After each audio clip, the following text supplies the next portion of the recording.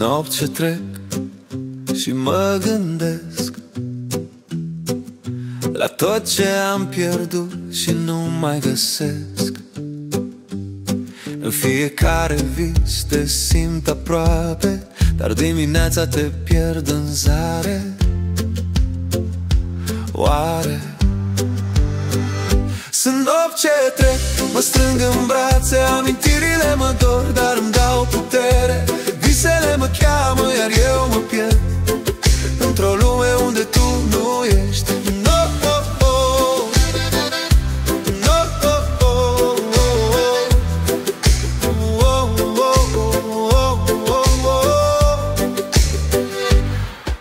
Îți simt parfumul în aerul rece, dar în zadar, căci tu nu mai ești aici.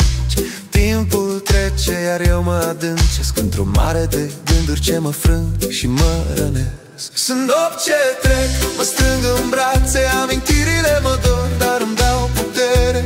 Visele mă cheamă, iar eu mă pierd într-o lume unde tu nu ești.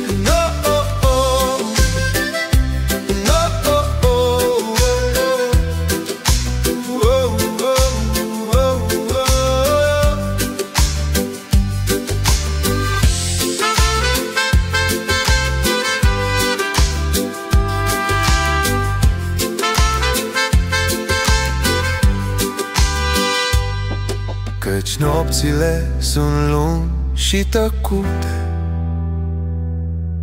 cu gânduri ce mă fac să mă simt pierdut. În fiecare noapte mă întreb de ce a fost să fie, de ce am pierdut. Sunt nopți ce trec, mă strâng în brațe, amintirile mă dor, dar îmi dau putere. Visele mă cheamă, iar eu mă pierd